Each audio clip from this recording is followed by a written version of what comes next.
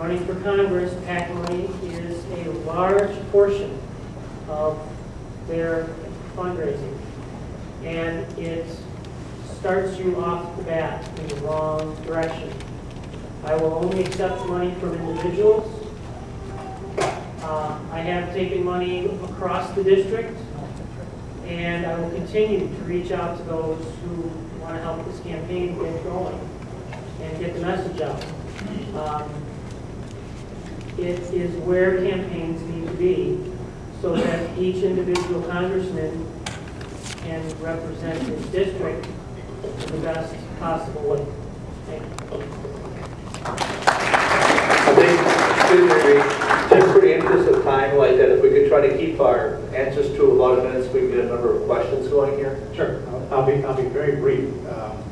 Since I'm pretty much the only one that's raised any amount of money so far, the fact of the matter is this.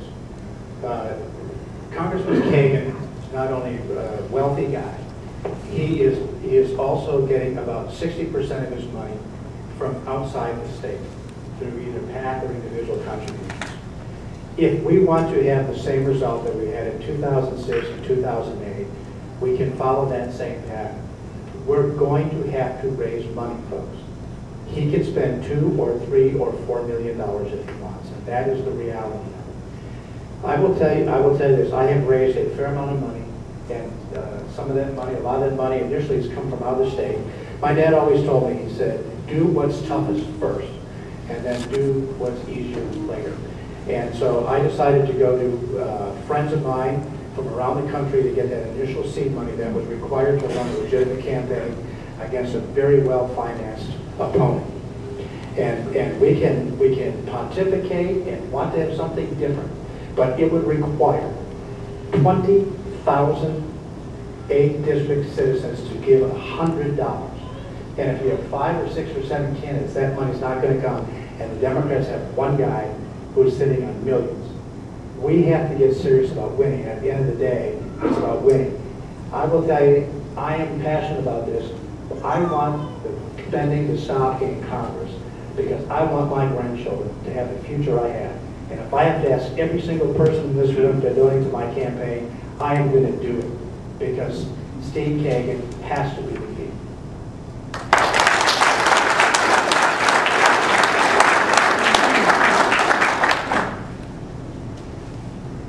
The reality is we have 2 phases to this campaign. We have a primary and then we have a general election. Now, if experience holds true, there's going to be a slew of money flowing in after the primary. That's just the way it works. All of a sudden, everybody around the country gets on board. Joe Wilson, with one comment, raised over $1 million.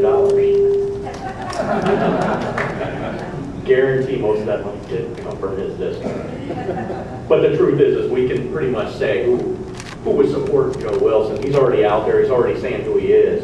And you're not giving money to him thinking you're going to get something out of him just for that. He got it for a comment. Now, the way I see it is if you connect with the voters, you got no problem with money. If you can get out there, and we've got an unusual cycle this time around. You can connect with every voter just about, because people are out there. Now, you want to raise a couple $1 million? I don't think that worked for John Gard. Fact is it didn't work. It's not the way we work things. It's not the way we should be trying to keep up with the Joneses. Now, I would say, Reed, he raised most of his money from outside the district. That's all right, he comes from outside the district too. But the fact is it doesn't matter. We want the best candidate. I say, if I get to know the voters, the money's not a big deal. That's it. It doesn't matter. It matters to someone.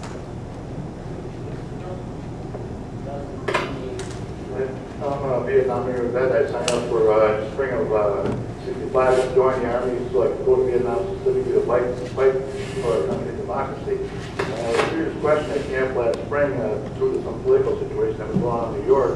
I hope all of you can answer to the affirmative, otherwise I don't think you should be running for office in this country. That question is, are you all registered to vote? When was the last election you voted in? And there it is, because like I say, I don't think you can take part in our democracy. I don't think you should try to do any legislation in this country. I'm registered, I vote. Good evening. In my view, the political machine in Washington, D.C. has become corrupt. The system is no longer of the people, by the people, or for the people. It's become a system of entrenched, dare I say, tyrannical, power-hungry political types whose self-interest trump what's best for the people in our country.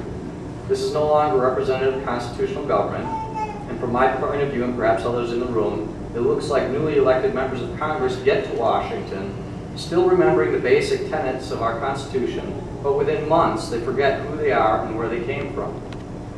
They start to believe that the New York Times editorial page speaks to the interests and beliefs of the people of northeastern Wisconsin.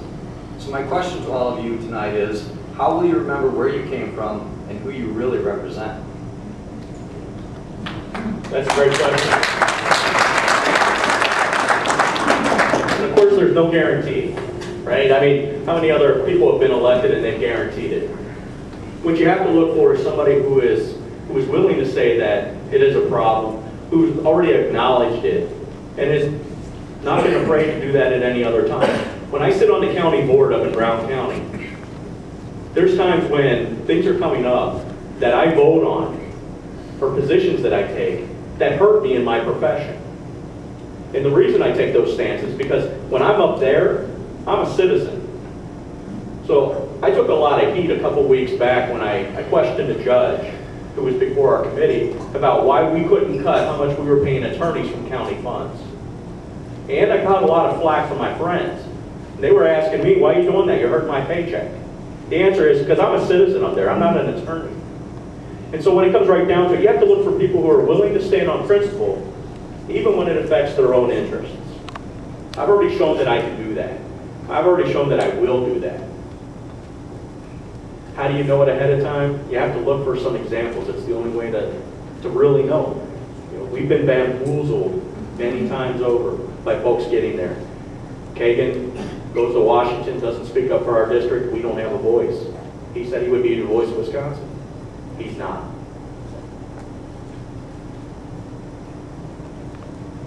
I guess I was directed to stand up, so I think we're all going to be standing up from now on. One solution is to try to diffuse the incumbency that is there. If you know that you're not going to be a lifer, it takes the power, the long-term view you might have away from you. I support term limits. I do not support radical term limits of a short term for everybody. There is a very powerful institutional memory that is essential for a representative democracy. But I would say 12 years for congressmen, 18 years for senators. That will give people a chance to learn, a chance to govern, and then a chance to get the heck out of there. I would also say that you watch for what their lifestyle is. Was this a career choice that somebody made and they're just moving on? Or is this something they're doing as public service in an honorable fashion to give of their time and then they're back to reality? So I would hope that you will thoroughly investigate each person and find out what their value system is before they get there, and see that their lifestyle has been something that doesn't value Washington's culture, but our culture. Thank you. Thank you for that question. I think that is at the heart of just about every single problem that we have. I agree. It's right there. And all I can tell you is every single candidate promises the same thing. And so I would encourage you to vet me.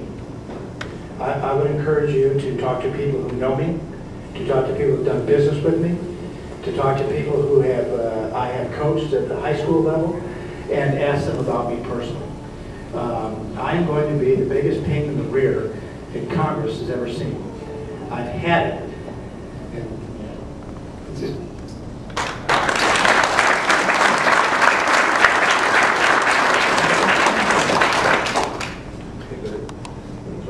First, thanks to all for throwing yourself in the ring. Term limits, my own conviction is that there should be a well thought out and adhered to mandatory term limits. I don't know what those would be, and Mark, you alluded to that in your comment. So my question is, what is your conviction on term limits? Mark, you're told here's why is that your conviction? And that's kind of a philosophical question, but the practical part is, you're going to, whoever's elected is going to jump into that sandbox and be caught up with the way things are now.